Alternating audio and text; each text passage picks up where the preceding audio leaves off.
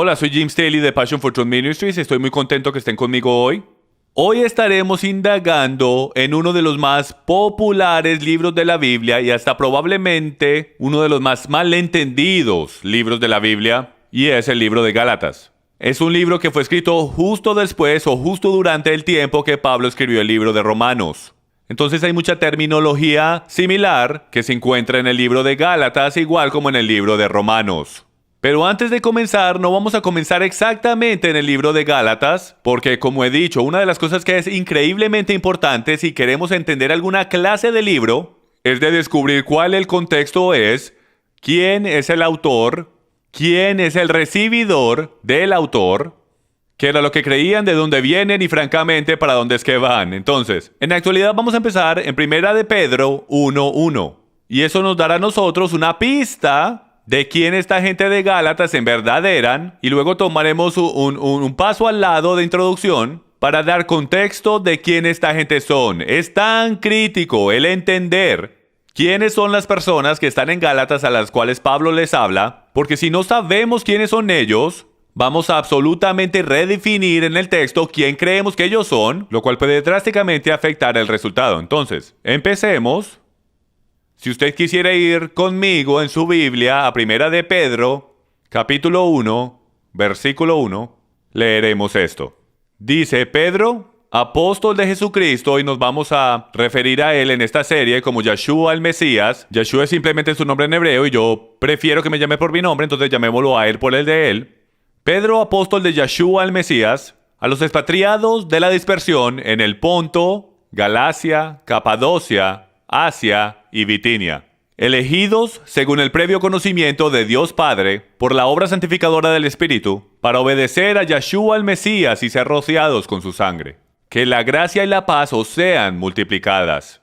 ¿Sabía usted? Hay unas increíbles pistas aquí. Aquí mismo en los primeros 2 versículos de 1 de Pedro, lo cual nos va a ayudar a descubrir quién estas personas son en el libro de Gálatas. Tanto es que aquí dice que ellos son expatriados, que están dispersos en todas estas ciudades, y Galacia aparentemente es una de estas ciudades en las que estas personas en particular están dispersos, o esparcidos. Tu versión a lo mejor use la palabra esparcidos.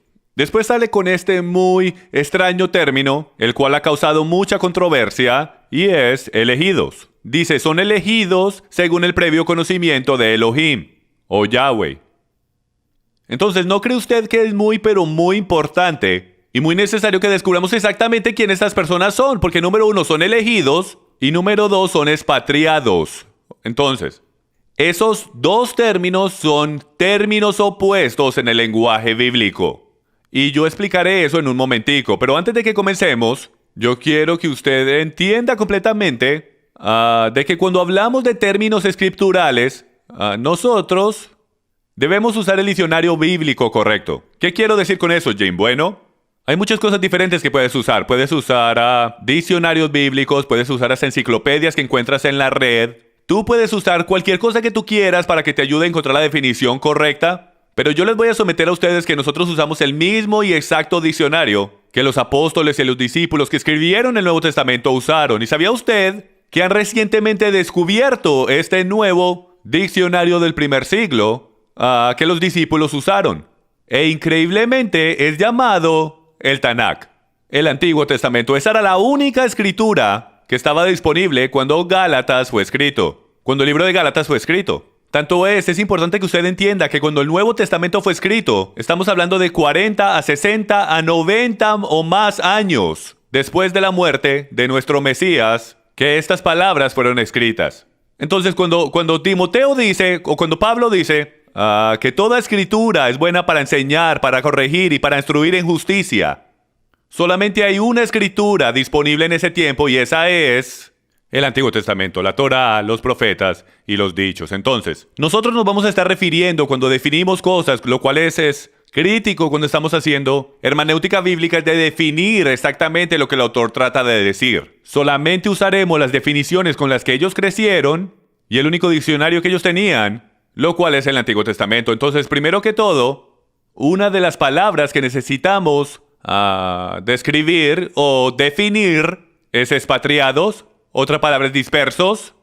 y la otra palabra es elegidos. Entonces, y literalmente podemos hacer toda una serie con estas tres palabras. Entonces, lo que yo voy a hacer es que yo los voy a referir a ustedes de nuevo a una enseñanza que yo hice, la puedes encontrar en nuestra página passionfortruth.com y se llama Crisis de Identidad. Esa es la más fundamental, más crítica enseñanza de todas las escrituras. No podrás entender 2/3 de la Biblia porque estará sellado a tu entendimiento si tú no entiendes la enseñanza de Crisis de Identidad. Entonces los animo a que la vean. Les voy a dar un poco de resumen para poder entrar al libro de Gálatas y caminar a través de él, y así podrán entender mejor para dónde vamos con esto.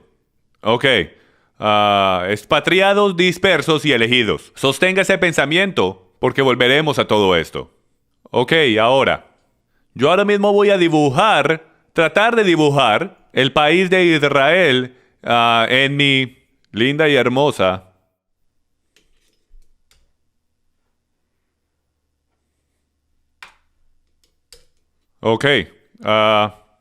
Israel hace mucho tiempo, durante el tiempo de Salomón, fue partida en dos. Se partió en dos países. En el norte se llamó la casa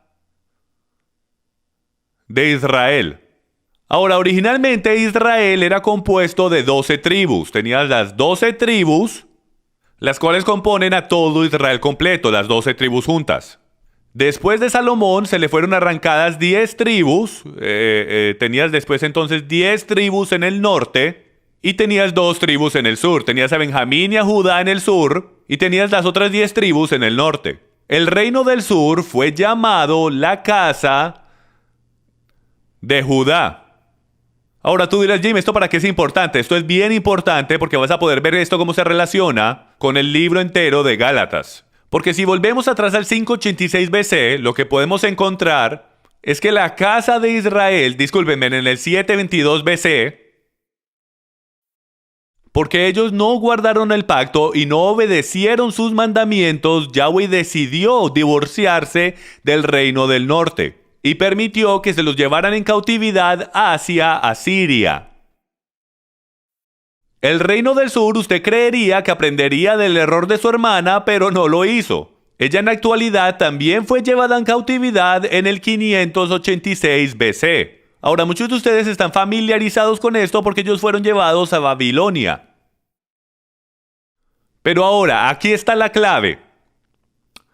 Aquí está la clave. La clave es que nosotros tenemos que entender porque hay tal cosa llamada judío hoy y no tal cosa como un danita o aserita o naftelita, tú sabes. Todas estas otras tribus en el reino del norte, ¿dónde están hoy y de dónde vinieron los judíos? Esto es bien significante y aquí está por qué. Y es porque si volvemos al tablero, cuando el reino del norte fue llevado en cautividad hacia Asiria, Yahweh dijo que él iba a dispersarlos y a regarlos en todas las 4 esquinas del mundo, y él llama a Israel sus ovejas. Y él específicamente llama al reino del norte las ovejas perdidas.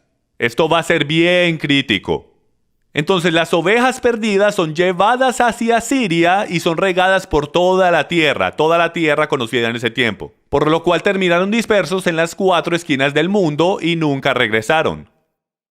El reino del sur, la casa de Judá, por lo contrario, después de 70 años en cautividad, se les fue permitido que regresaran a Jerusalén. ¿Por qué es esto tan importante? Porque la única razón por la cual tenemos judíos hoy es porque el reino del sur regresó. La palabra judío viene de Judá, no viene de la palabra Dan, ¿ok? O Aser, o Neftali, o Isaacar, o Zebulón, ninguna de las 10 tribus del norte. Viene de la casa de Judá. Entonces nos falta, técnicamente, el reino del norte, el cual es llamado la casa de Israel, y el cual ha completamente desaparecido. Se convirtieron en ovejas perdidas, dispersos en todas las 4 esquinas del mundo. Se llama la dispersión o la diaspora, ¿ok? Entonces yo quiero que recuerden eso porque cuando entremos en el libro de Gálatas esto va a ser bien importante. Ahora, aquí está el gran problema. Y es que Yahweh tiene una ley en la Torah que dice que si tú te divorcias de una mujer, si un sacerdote se divorcia de su esposa por adulterio, él no se puede volver a casar con ella. Eso está en contra de la Torah. Por ninguna razón lo puede hacer. Él en la actualidad tiene que morir para que ella ya no esté bajo la ley de adulterio y pueda casarse con otra persona legalmente. Entonces, cuando llegas al Nuevo Testamento, tenemos y esto es llamado el misterio del Antiguo Testamento. Y es el hecho de que el reino del norte fue divorciado. ¿Cómo es que se va a arreglar todo esto? Muy simple y en resumen, y pasé hora y media yendo por esto en crisis de identidad. Pero en resumen, Yahweh, el esposo, tiene que venir a morir por su esposa. Tanto es que Yeshua dijo que él solo vino por las ovejas perdidas de la casa de Israel, porque él vino a morir por su esposa, para hacerla libre de la ley de adulterio, para que cuando él se levantara de los muertos, ella tuviese la oportunidad de casarse con él otra vez. Y ese matrimonio es el de la cena de las bodas del Cordero, de eso es que se trata. Entonces, cuando tú entras en el Nuevo Testamento, tú vas a poder ver este concepto de las ovejas perdidas, la parábola de los 99, el hijo pródigo, no tiene nada que ver con lo que nosotros pensamos que se trata, y tiene todo que ver con que él tiene dos naciones, dos varas en Ezequiel 37, dos árboles que fueron separados de un árbol de olivo, uno cultivado y el otro silvestre, y él los está injertando de nuevo juntos como un hombre nuevo de Efesios capítulo 2. De eso es que todo se trata, señoras y señores, de la conexión entre la casa de Judá con la casa de Israel en la mano del Mesías. ¿Ok? Entonces, mientras caminamos las Escrituras y vamos a través de esto, lo tenemos que entender y lo tenemos que mantener en la parte de adelante de nuestras mentes. Tanto es, déjeme hago una pregunta. De todas las epístolas de Pablo, y Pablo era un rabino, y él era apóstol a los que él llama gentiles, es muy crítico que usted entienda que el reino del norte era llamado las ovejas que viven entre los gentiles. Escuchen esto, dice en Jeremías 50:17, Israel es como una oveja perdida, perseguida por los leones. Y Micaías 2:12 dice, ciertamente os reuniré a todos, oh Jacob, ciertamente recogeré al remanente de Israel. Los agruparé como ovejas en el aprisco, como rebaño en medio de su pastizal, harán gran estruendo por la multitud de hombres. En Ezequiel 11:16 dice, por tanto así dice el Señor Dios, aunque yo los he echado lejos entre los gentiles, aunque yo los he dispersado por las naciones, sin embargo seré para ellos un pequeño santuario en las tierras a donde han ido. Entonces, gigantesca clave aquí, cada vez que ves la palabra disperso o expatriado, se está completamente hablando del reino del norte. La mayoría de las veces, 95% de las veces se está hablando del reino del norte. Entonces ahora, tomemos ese concepto, vamos a moverlo al Nuevo Testamento y cuando volvamos otra vez a Primera de Pedro, cuando llegamos a Primera de Pedro y dice Pedro, apóstol de Yeshua el Mesías, a los expatriados. La palabra ahí es goim, a esos que son gentiles, a los gentiles dispersos en el Ponto, Galacia, Capadocia, Asia y Bitinia. La clave ahí es dispersos. En el momento que veamos la palabra dispersos, no puede estar hablando de nadie más que del reino del norte. Y la clave para entender eso, o la prueba es que la próxima palabra es elegidos. Si ven, como dije en el principio, si vamos a entender las escrituras, las tenemos que definir por las escrituras. Y las únicas escrituras disponibles era el Tanakh, el Antiguo Testamento, lo que llamamos el Antiguo Testamento, las escrituras hebreas. Y las únicas personas que eran llamadas los elegidos en todas las escrituras es Israel. Y las únicas personas elegidas y dispersos y divorciados eran el reino del norte. Entonces lo que estamos encontrando aquí en el libro de Primera de Pedro nos está dando una clave bien grande, que la gente en Galacia eran lo más probablemente nada más que las 10 tribus del norte que fueron divorciados del pacto y se volvieron gentiles. Entonces hay dos clases de gentiles. Señoras y señores, están los gentiles, los cuales son verdaderos paganos, y la palabra gentil significa fuera de pacto. Esos están fuera de pacto y nunca fueron israelitas. Y después tenemos los que acabamos de descubrir en Ezequiel, los gentiles israelitas, los israelitas que se convirtieron gentiles. Entonces ambos de ellos están fuera de pacto. Ahora, aquí hay otro pedazo de información que es muy importante que usted entienda, y es que en el primer siglo, la casa de Judá, los judíos del día, los cuales eran llamados Israel porque no había más nada que la casa de Judá, ellos no soportaban a los gentiles israelitas porque ellos estaban fuera de pacto, y para ellos eso era como que ellos eran perros, bestias salvajes o animales de 4 patas. Y ellos tenían leyes y decretos que prohibían a cualquier gentil, pagano o no, que pudiese entrar al pacto. Entonces este es un gran misterio. ¿Cómo Yahweh va a resolver esto? Él lo resolvió mandando al novio Yeshua, nuestro Mesías, que murió por su esposa. Y luego tienes al apóstol Pablo, rabino Shaul, el que anda por ahí andando de ciudad en ciudad y adivinen haciendo qué. Él termina yendo a las sinagogas y él anda de esquina en esquina diciendo: yo tengo buenas nuevas. El misterio ha sido resuelto. ¿Alguna vez le hizo sentido a usted cómo es que miles y miles, en Éfeso solamente 100,000 creyentes, supuestamente dizque gentiles paganos, y este rabino judío entra a la ciudad y dice: hey, yo tengo este otro rabino judío que murió por tus pecados, si para lo que estás haciendo, te arrepientes y lo sigues, serás salvo? Y estos gentiles que odian a los judíos solo como si nada aceptan a este rabino judío Mesías. Yo no creo. Hace mucho más sentido que estos, los cuales son gentiles israelitas, sabían exactamente cuál su linaje era. Y ellos sabían exactamente de qué era lo que él hablaba y se volvieron muy buenas nuevas, porque ahora ellos ya no eran separados y dispersos de las promesas de Dios ni fuera de pacto, porque ya tenían la manera de volver al pacto. Y eso era lo que iban a hacer, iban a volver otra vez al pacto, a través de las buenas nuevas. Las buenas nuevas eran de que la maldición fue abolida, tú ya no estás bajo la ley de adulterio y puedes regresar hacia el pacto. Ahora, yo sé que eso era una introducción bien larga y me disculpo, pero es tan crítico mientras caminamos por esta serie. Para el entender el libro de Gálatas se tiene que entender primero a quién fue escrito. Entonces comencemos. Gálatas capítulo 1 versículo 1. Yo estaré leyendo y espero que todos ustedes me estén siguiendo con sus propias Biblias. Dice: Pablo apóstol, no por parte de hombres ni mediante hombre alguno, sino por Yeshua el Mesías, y Dios el Padre que lo resucitó de los muertos. Y todos los hermanos conmigo a las iglesias de Galacia. Gracia y paz a vosotros de Dios el Padre y el Señor Yeshua el Mesías, quien se dio a sí mismo por nuestros pecados para librarnos de este presente siglo malo, conforme a la voluntad de nuestro Dios y Padre, a quien sea la gloria por los siglos de los siglos. Amén. Me maravillo que tan pronto hayáis abandonado. Entonces, él les da una introducción bien rápida y luego los empieza a reprender, ¿ok? ¿A cuánto les gustaría que este fuera su pastor? Él sí que va al grano. Me maravillo de que tan pronto hayáis abandonado al que os llamó por la gracia de Mesías, para seguir un evangelio diferente, que en realidad no es nuestro evangelio, o sea, ninguna buenas nuevas, solo que hay algunos que os perturban y quieren pervertir el evangelio del Mesías. En pocas palabras, el evangelio del Mesías, ¿qué es lo que es? Sabemos por el misterio que hubo una maldición puesta en la humanidad, especialmente la esposa. Ella no podía regresar porque ella quebró la ley. Y las buenas nuevas eran que la penalidad de la ley había sido pagada.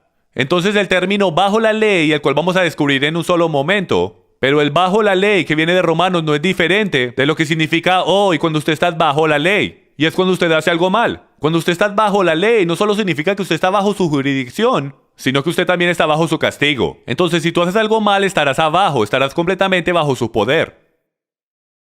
Ahora él dice en el versículo 8, pero si aún nosotros o un ángel del cielo os anunciar otro evangelio contrario al que hemos anunciado, sea eso anatema. Como hemos dicho antes, también repito ahora, si alguno os anuncia un evangelio contrario al que recibisteis, sea anatema, o sea que son eternamente condenados, porque se están empezando a ir de lo que Pablo compartió con ellos, lo cual es las buenas nuevas. Porque busco ahora el favor de los hombres o de Dios, o me esfuerzo por agradar a los hombres. Si todavía trato de agradar a los hombres, no soy un siervo de Yeshua. Porque quiero que sepáis, hermanos, que el evangelio que fue anunciado por mí no es según el hombre. Pues ni lo recibí de hombre ni me fue enseñado, sino que lo recibí por medio de una revelación directo de Yeshua, el Mesías. Vosotros habéis oído acerca de mi antigua manera de vivir en judaísmo, de cuán desmedidamente perseguía yo la iglesia de Dios y trataba de destruirla. Y como yo avanzaba en el judaísmo, mucho más de mis compatriotas contemporáneos, pues yo mostraba mucho más celo por las tradiciones de mis antepasados. ¿Entendieron eso? Eso es muy importante. Ahí está el celo por la ley y luego las tradiciones de los ancianos, dos partes diferentes. Pero cuando Dios, que me apartó desde el vientre y me llamó por su gracia, tuvo bien revelar su Hijo en mí, para que yo le anunciara entre los gentiles, los goim, no consulté a ningún hombre, ni subí a Jerusalén a los que eran apóstoles antes que yo, sino que fui de inmediato a Arabia y regresé otra vez a Damasco. Entonces 3 años después, subí a Jerusalén, estoy en el versículo 18, si están leyendo conmigo, para conocer a Pedro y me quedé con él 15 días.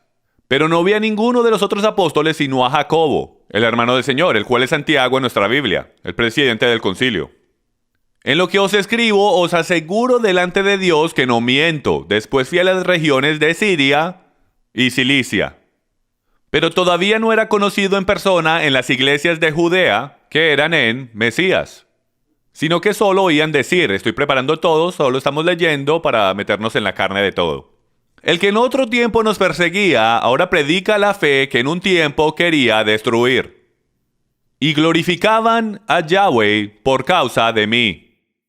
Ahora en el capítulo 2, dice, después de 14 años, subí otra vez a Jerusalén, esta vez con Bernabé, llevando también a Tito. Subí por causa de una revelación y les presenté el evangelio que predico entre los gentiles. Pero lo hice en privado a los que tenían alta reputación, para cerciorarme de que no corría ni había corrido en vano. Por una de las cosas que Pedro fue acusado, era de que él era un vaquero, alguien que no estaba bajo autoridad, alguien que no se sometía a sí mismo a ninguna autoridad o a ninguna examinación. Y creo que ahora mismo todos podemos ver muy claramente, a través de sus escrituras, que él es muy directo. Él definitivamente va a decir lo que él piensa, exactamente como lo piensa y cuando él lo piense. Pero él también es, y él reconoce el poder de unidad, él reconoce la mano derecha de hermandad, él reconoce que el no ir a Jerusalén y el analizar a través de sus mentes y asegurarse que estén en el mismo equipo, eso va a lastimar el mensaje del Padre. Entonces dice, subí por causa de una revelación y les presenté el evangelio que predico entre los gentiles, pero lo hice en privado para asegurarse que no corriera en vano. Versículo 3, pero ni aun Tito, que estaba conmigo, fue obligado a circuncidarse, aunque él era un griego. Ahora, un momentico. ¿Cómo es que ahora brincamos a circuncisión? Él acabó de decir que él fue a Jerusalén porque él recibió una revelación de Yeshua de ir allá. Y él quiere asegurarse de que él no corra la carrera en vano. Y ahora parece que nos falta algún tipo de información, porque de un momento a otro él dice, pero ni aun Tito fue obligado a circuncidarse, aunque él era griego. Ahora, yo no sé si nos falta información o no, pero sí parece que estamos entrando en medio de una conversación. ¿Pero qué significa esto? Porque últimamente eso es lo más importante. ¿Qué significa cuando dice, pero ni a un Tito que estaba conmigo fue obligado a circuncidarse aunque él era griego? Algo que es importante saber cuando lidias con las apóstolas de Pablo es que hay una batalla que está sucediendo. Tanto es, 2/3 del Nuevo Testamento es sobre esta batalla, incluyendo Hechos capítulo 15. Lo cual es la batalla del qué significa ser salvo.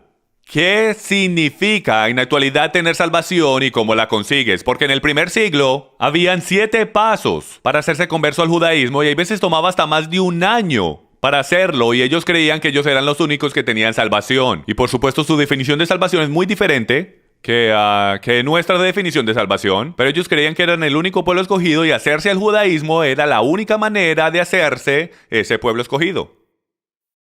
Entonces había un gran desacuerdo entre Pablo y los rabinos de qué significa el ser salvo. Había un grupo de circuncisión que eran parte de los creyentes en Yeshua del primer siglo y ellos creían que no solo tenías que creer en Yeshua, pero como muchas religiones hoy, muchas sectas del cristianismo, ellos creían que tenías que hacer algo más. Y el algo más de ellos era que tenías que jugar por sus reglas. Tú tenías que continuamente hacer las tradiciones y doctrinas de los ancianos. Y tú tenías que ser circuncidado y guardar toda la ley de Moisés para ser salvo. No como una manera de caminar en justicia o el caminar en tu salvación o un estilo de vida. Ellos definen salvación en el hacer todas estas cosas que la ley nos dice que tenemos que hacer, lo cual todos sabemos que es imposible de hacer. Nadie lo puede hacer perfectamente y no hay manera de que tú alguna vez puedes ganarte tu salvación por hacer algo. Nuestra salvación depende en Yeshua solamente. El guardar los mandamientos es solo la manera de demostrarle que lo amamos, ¿ok?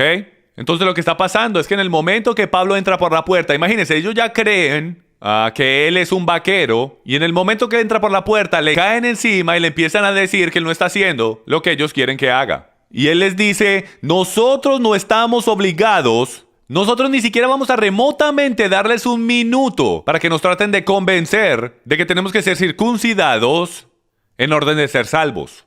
Y él dice, ni aun Tito fue obligado a circuncidarse.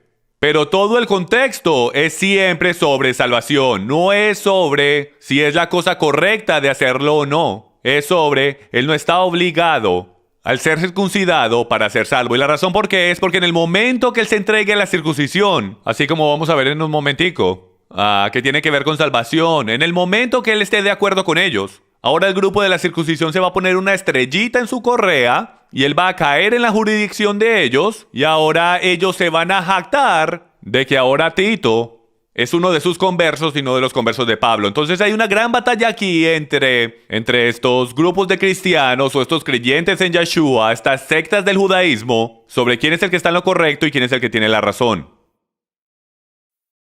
Volveremos aquí en un minuto, ya volvemos otra vez con más de Gálatas y continuaremos con el resto del capítulo 2 cuando regresemos. Hola y bienvenidos a Passion for Truth Ministries. Soy Jim Staley, estoy contento que estén conmigo esta tarde. Nosotros estábamos andando por el libro de Gálatas y la última vez nos quedamos donde Tito no se sentía obligado al ser circuncidado porque no se quería entregar a la presión del grupo de la circuncisión que creían que para ser salvo tú tenías que hacer todas las obras de la ley. Entonces vamos a continuar en el versículo. ¿Dónde fue que quedamos? Versículo 11, creo yo. No, empezaremos en el versículo 4. Y esto fue por causa de falsos hermanos introducidos secretamente. Esta computadora me está dando problemas. Que se habían infiltrado para espiar la libertad que tenemos en Yeshua el Mesías, a fin de someternos a esclavitud. La libertad que ellos están teniendo no es la libertad de no guardar la ley, es libertad del legalismo a lo que ellos se refieren, a los cuales ni por un momento cedimos, a fin de que la verdad del Evangelio permanezca con vosotros. Y de aquellos que tenían reputación, lo que eran de nada me importa a mí. Dios no hace acepción de personas.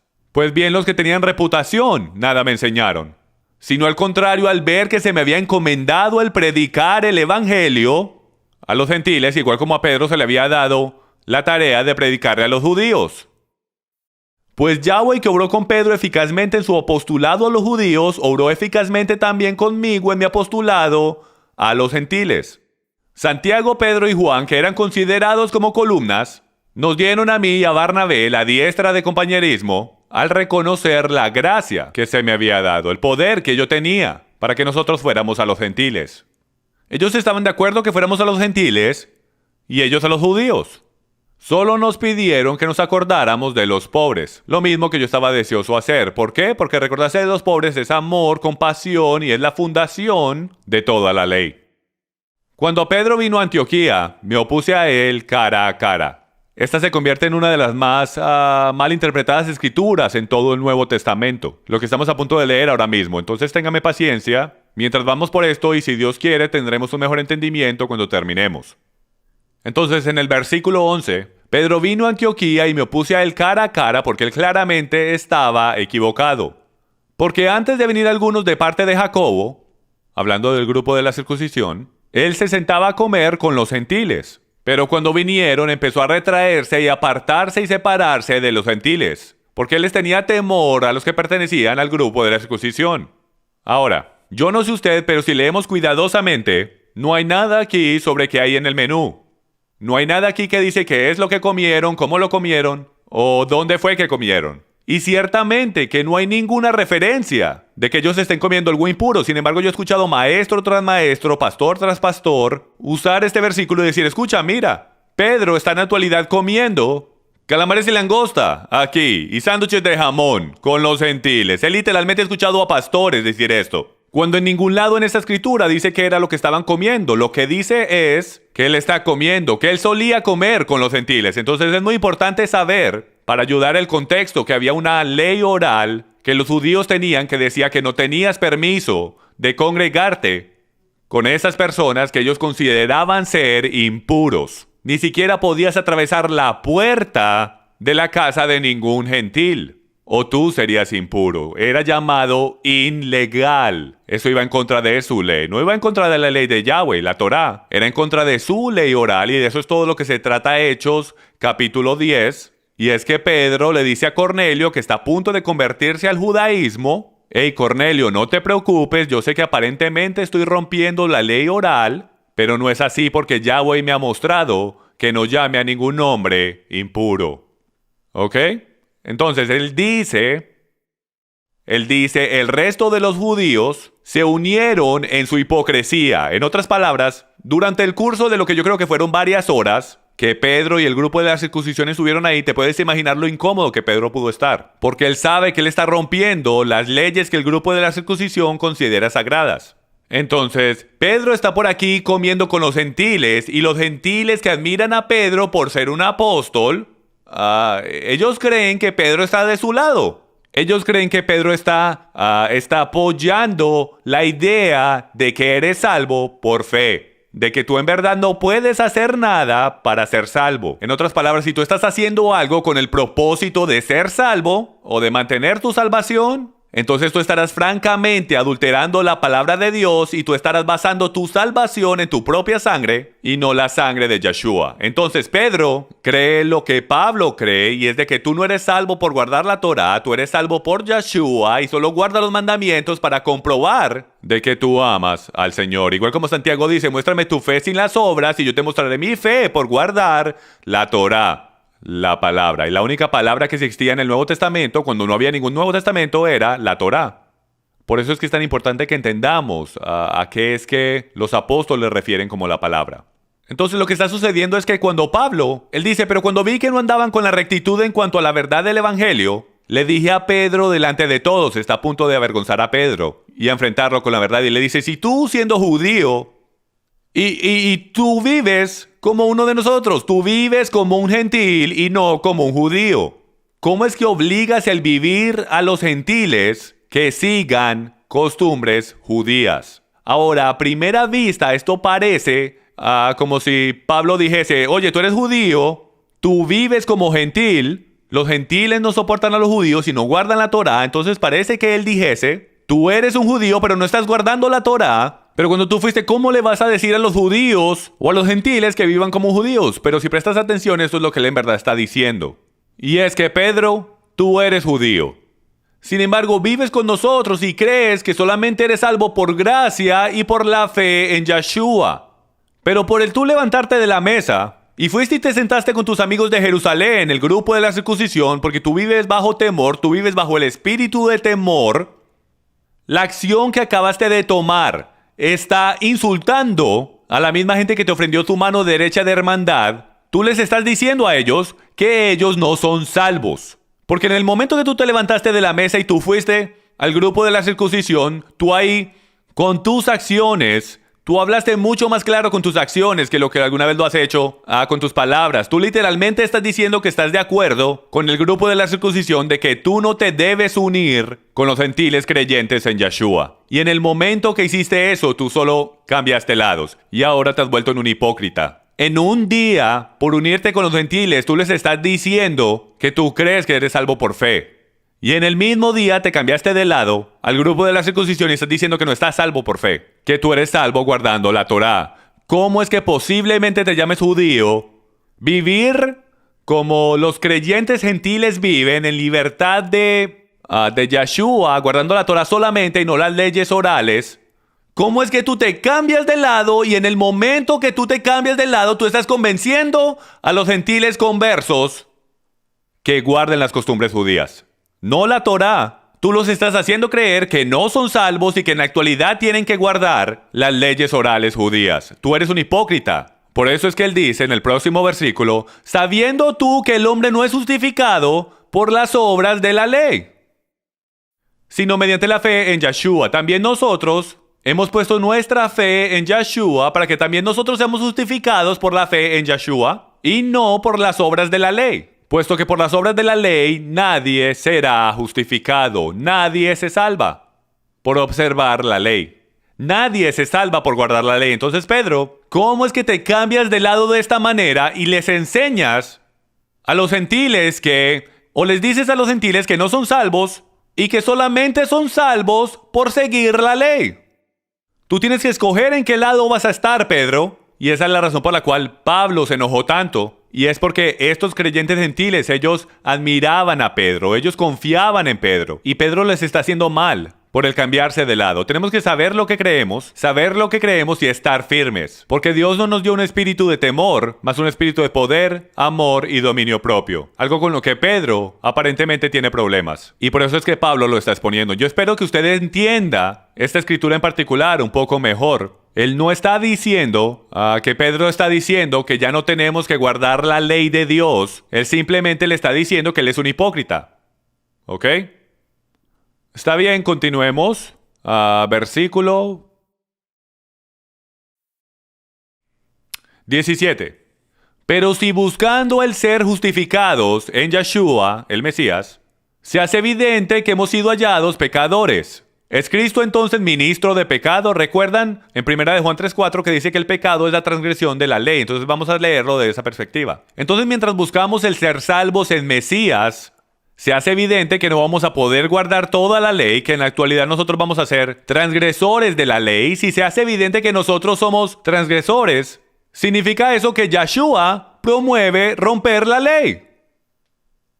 Por supuesto que no.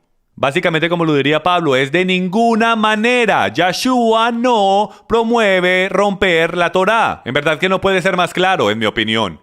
Él dice, si yo reedifico lo que en otro tiempo destruí, yo mismo resulto transgresor. ¿Qué está diciéndole aquí? Pues mediante la ley, yo morí a la ley a fin de vivir para Dios. Saben, yo solía ser un apologista cristiano y yo tomaba esta escritura para decir, escuchen, Pablo antes guardaba la ley. Y él está diciendo que si yo vuelvo a guardar la ley y creo en la Torá, estoy comprobando que soy un pecador. Para nada. El contexto entero es sobre qué significa el ser salvo. Porque recuerden, tenemos que recordar quién está hablando, a quién le está hablando y de qué están hablando. Ya establecimos que todo el libro de Gálatas revuelve alrededor de qué significa ser salvo. Y probablemente también los otros libros de Pablo. Entonces todo el contexto es sobre qué significa ser salvo. Entonces Pablo antes creía que tú eras salvo por todas las obras de los fariseos y todas las tradiciones rabínicas. Entonces él está diciendo, si yo regreso y reedifico esa doctrina que en otro tiempo destruí, él básicamente dice, yo estaré removiendo la sangre del Mesías que está cubriendo mi pecado. Y yo compruebo que soy un transgresor y ahora sí que la ley me matará. Porque la ley busca el destruir a cualquiera que la quiebre. La única razón que la ley no te mata si tú eres un creyente en Yeshua es porque para la ley tú ya estás muerto. Si tú fuiste crucificado con Cristo, tú ya estás muerto. Pues mediante la ley yo morí a la ley, lo voy a explicar ahora mismo, a fin de vivir para Yahweh. Yo he sido crucificado con el Mesías. Y ya no soy yo el que vive, sino Cristo en mí. Y la vida que ahora vivo en la carne, la vivo por fe en el Hijo de Dios, el cual me amó y se entregó a sí mismo por mí. ¿Sí ven eso cómo trabaja? Cuando tú eres crucificado con el Mesías, tú mueres. Desde la perspectiva de la ley, tú estás muerto. No puede venir a matarte si tú ya estás muerto. No te podrá condenar porque tú ya estás muerto. Porque cuando tú estás muerto, estás muerto. Pero según, y esto es solamente de acuerdo a la Torá, porque tú la rompiste, pero desde la perspectiva de Yahweh, Creador Dios, tú estás vivo. Nunca habías estado tan vivo. Porque apenas tú reconozcas que tú necesitas al Mesías y tú te arrepientas de tus pecados y tú mueras en Cristo, esa es la primera vez que tú entraste en vida. Por eso es que Él dice que tú naciste de nuevo. ¿Por qué? Porque tu hombre antiguo ya fue crucificado. Si ven como todo hace mucho más sentido. En lenguaje cristiano hace mucho más sentido cuando usted entiende que usted solamente está muerto porque tú te rendiste delante del Mesías y por eso es que estás vivo. Y el por qué la ley no te puede condenar. No hay condenación para esos que están en la tumba de Yeshua y porque tú te levantas con Yeshua en el tercer día. Continuemos. Él dice, yo no hago nula la gracia de Dios. Porque si la justicia viene por el medio de la ley, si salvación puede llegar por medio de la ley, Cristo murió en vano. Todo lo que le hubiese dicho era, hey, guarda la ley y serás salvo. Oh, Gálatas insensatos, ¿quién os ha fascinado a vosotros? Ante cuyos ojos Yeshua el Mesías fue presentado públicamente como crucificado. Ustedes lo vieron ser crucificado. ¿Cómo van a creer que pueden ser salvos de otra manera? Esto es lo único que quiero averiguar de vosotros. ¿Recibiste el Espíritu por guardar la Torá o recibiste el Espíritu a través de la fe en Yeshua? Eso es lo que Él quiere saber. Díganme, ustedes que desean estar bajo la ley, ¿no sabes tú lo que la ley dice? Dice Pablo más adelante. Tan insensato sois, habiendo comenzado con el Espíritu, vas ahora tú a tratar de obtener tu propósito, tu salvación, por esfuerzo humano. ¿Habéis padecido tantas cosas en vano? Si es que en realidad fue en vano. ¿Te da Dios su Espíritu y hace milagros entre vosotros porque tú haces las obras de la ley? ¿O porque tú has creído lo que has escuchado? Y él no está hablando de un concepto griego, romano, siglo XXI, cristiano, americano, de creer, porque los demonios también creen y tiemblan, según Santiago, y eso no hace nada. Creer mentalmente no significa nada. Solo decir que la mesa, yo creo que esa mesa puede soportar mi peso, yo creo que esa silla puede soportar mi peso. Eso no significa nada. Tú comprobarás tu sistema de creencia cuando te sientes y pongas tus pies encima de la mesa. Cuando tú crees que en verdad esa silla te puede soportar. Eso sí es verdadera creencia hebrea. Y es cuando confías y obedeces. Y él dice, considera a Abraham. Él creyó a Dios y le fue contado como justicia.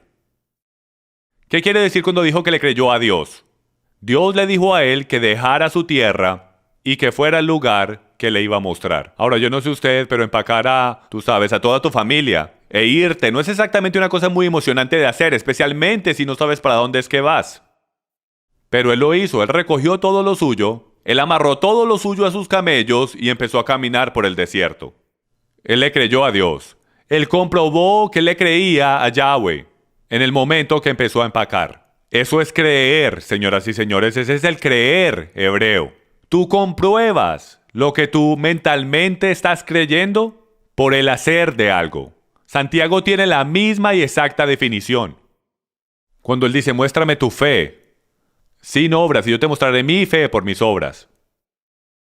Sabed que los que son de fe, esos son hijos de Abraham. Los que hacen son hijos de Abraham. Y la Escritura, previendo que Dios justificaría a los gentiles por la fe, anunció de antemano las buenas nuevas a Abraham. Todas las naciones serán benditas en ti. Así que los que son de fe son bendecidos con Abraham, el hombre de fe. Porque todos los que dependen en las obras de la ley para salvación, recuerden que ese es todo el contexto, están bajo maldición.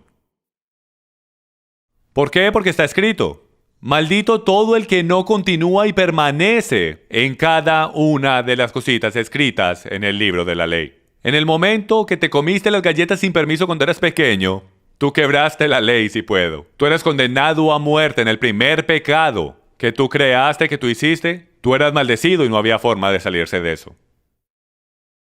Versículo 11 lo hace bien claro. Claramente, nadie es justificado ante Yahweh por la ley. Nadie se salva por la ley. Porque los justos vivirán por fe. La ley no está basada en fe. Es un sistema de instrucciones de cómo mantenerte de estar maldecido. Son bordes. Tanto yo siempre doy la analogía de un paraguas. Si tú estás en una tormenta de lluvias, un paraguas cae bien. Les voy a someter a ustedes que desde que Adán pecó hemos estado en una gran tormenta de lluvia fuerte. Una terrible tormenta. Y el paraguas es la ley de Yahweh. Son las instrucciones de Yahweh. Son las barandas que Él estableció para estar seco y estar mojado. Y no es la culpa del paraguas si tú decides salirte de debajo de él e ir a caminar en la lluvia. Tú no puedes mirar atrás y decir, la ley es atadura, la sombrilla es atadura y esa es la razón por la cual estoy mojado, emparamado y ahora mismo tengo neumonía. No, cuando te quedas debajo del paraguas, tú estarás seco, tú estarás contento, tú estarás cómodo y estarás seguro. En el momento que decidas ir a través de las barandas y sientas esas gotas de la lluvia, eso es lo que la ley está diseñada a hacer, es demostrarte los límites para que tú puedas ser bendecido. Ese es todo su trabajo. Lo que nosotros hemos hecho es que hemos dicho que es una maldición. Hemos dicho que lo santo es profano y llamamos a lo que es profano santo.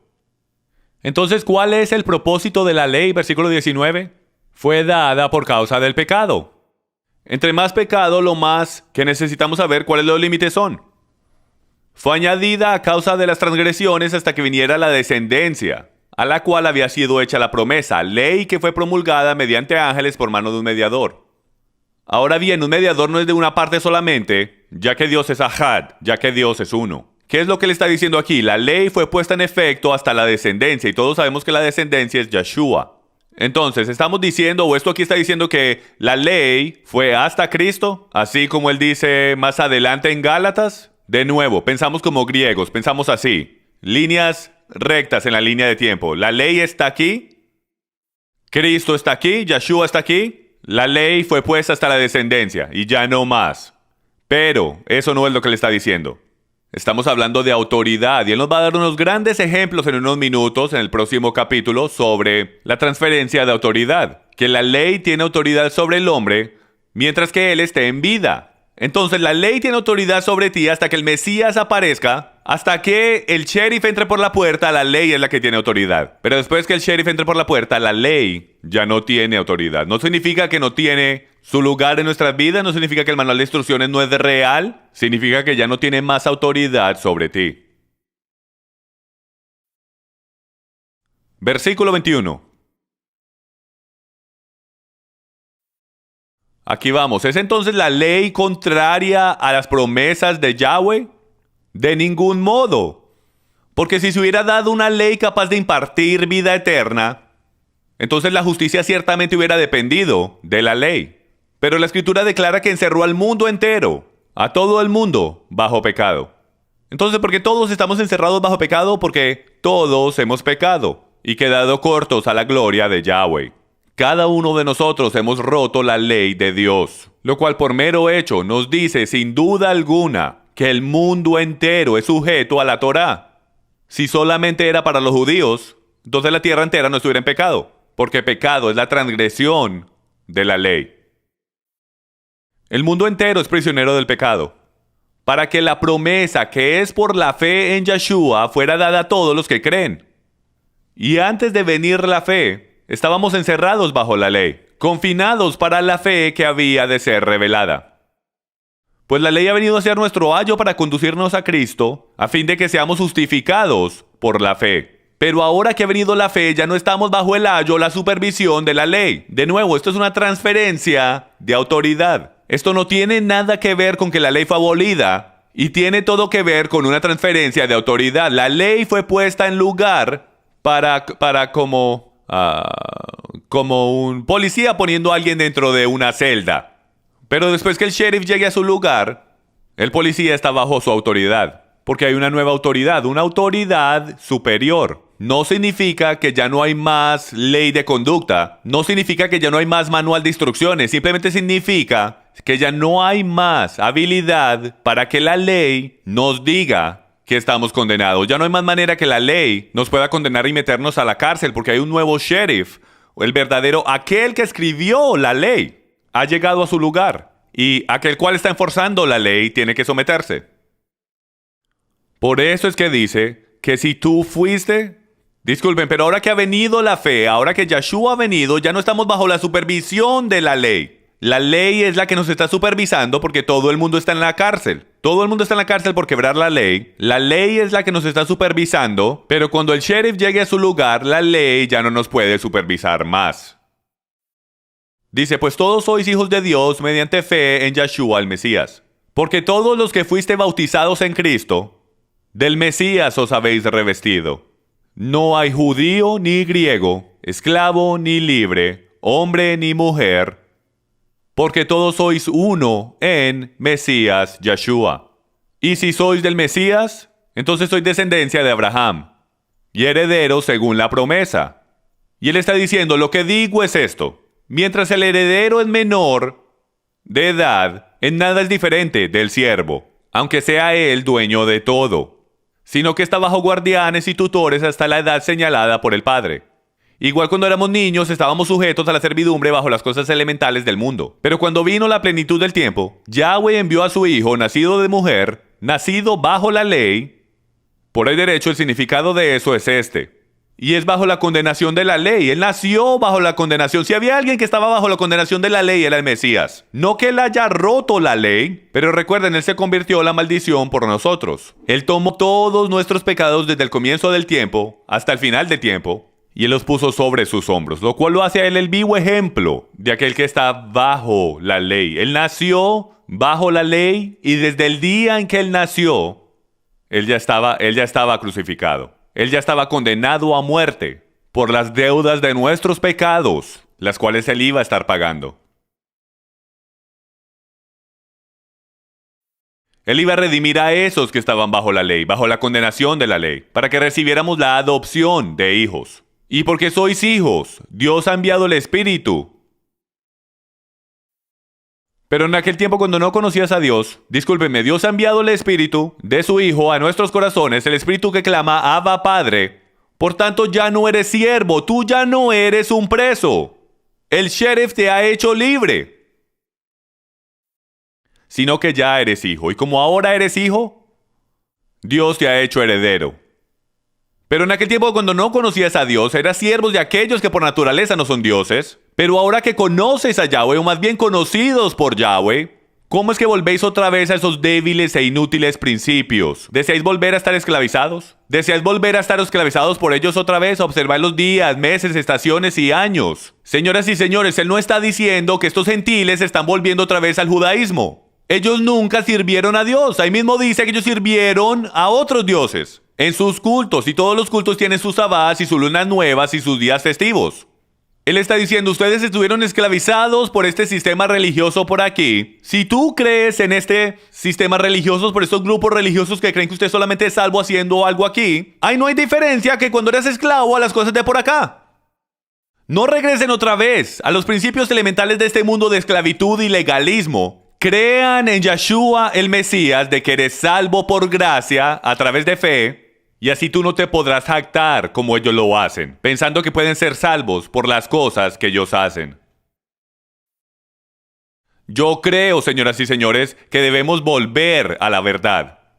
Y yo les agradezco que hayan tomado el tiempo de ir a través del libro de Gálatas conmigo hoy.